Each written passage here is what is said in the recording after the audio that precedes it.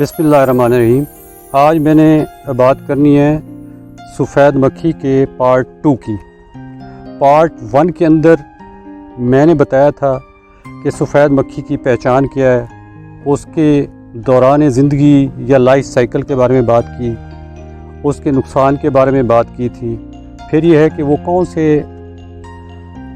سازگار موسمی حالات ہیں جس کے اندر اس کی آبادی پھیلتی ہے، بڑھتی ہے، اس کے بارے میں بات کی تھی۔ آج میں بات کروں گا سفید مکھی کی مینجمنٹ یا انسداد کے بارے میں۔ اس کے علاوہ بات کریں گے سپرے ٹیکنیک کے بارے میں۔ اب میں بات کروں گا سفید مکھی کے غیر کیمیائی انسداد کے بارے میں۔ غیر کیمیائی انسداد میں وہ کاشتی امور ہیں جن کو ہم بروئے کے آکار لا کر سفید مکھی کی جو آبادی ہے اس کو کم سے کم رکھتے ہیں۔ اس میں سب سے پہلے آتا ہے جڑی بوٹیوں کا کنٹرول، خصوصاً چوڑے پتے والی جڑی بوٹیاں سفید مکھی کے حملہ کو زیادہ فیور کرتی ہیں۔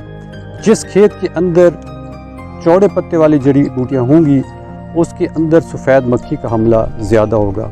اس وجہ سے یہ ہے کہ اپنے کھیتوں کو آپ صاف ستھرا رکھیں اور جڑی بوٹیاں خاص طور پہ جو چوڑے پتے والی جڑی بوٹیاں ہیں ان کو اپنے کھیت میں ہر صورت کنٹرول کریں تاکہ یہ ہے کہ سفید مکھی کی جو آبادی ہے وہ زیادہ نہ بڑھے۔ دوسرا آتا ہے بر وقت آبپاشی۔ پانی کی کمی کی شکار فصل پر سفید مکھی کا حملہ زیادہ ہوتا ہے، اس لیے کپاس کو سوکا لگنے سے پہلے پانی کی سفارش کی جاتی ہے۔ تیسرا ہے کسان دوست کیڑوں کی افزائش۔ اس میں گرین لیس ونگ، لیڈی برڈ بیٹل اور واسپ کے لیے آپ اپنے کھیتوں میں مناسب ماحول مہیا کریں تاکہ ان دوست کیڑوں کی جو پاپولیشن ہے وہ آپ کے کھیتوں میں زیادہ ہو، تاکہ یہ ہے کہ یہ بھی سفید مکھی کو کنٹرول کریں، اس کی آبادی کو نہ کم سے کم رکھیں۔ اس کے بعد آتا ہے دوائی کا انتخاب۔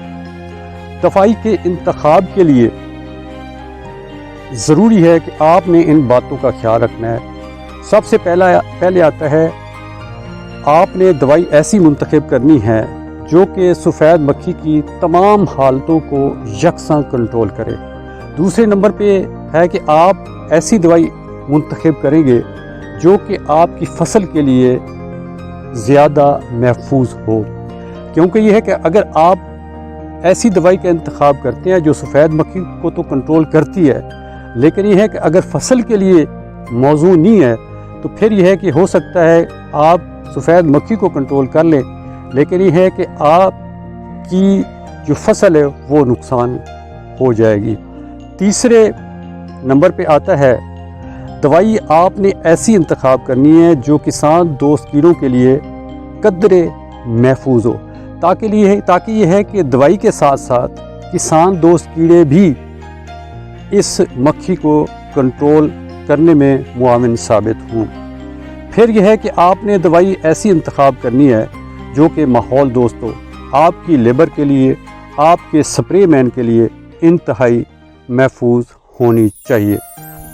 اگر آپ کے کھیت کے اندر سفید مکھی بالغ انڈے اور بچے موجود ہیں تو پھر FMC سفارش کرتی ہے کہ ایسیلان 125 ملی لیٹر اور ایڈمیرل 200 ملی لیٹر کا ٹینک مکس استعمال کریں اور اسی ہی ٹینک مکس کو 6 سے 8 دن کے بعد آپ دوبارہ رپیٹ کریں۔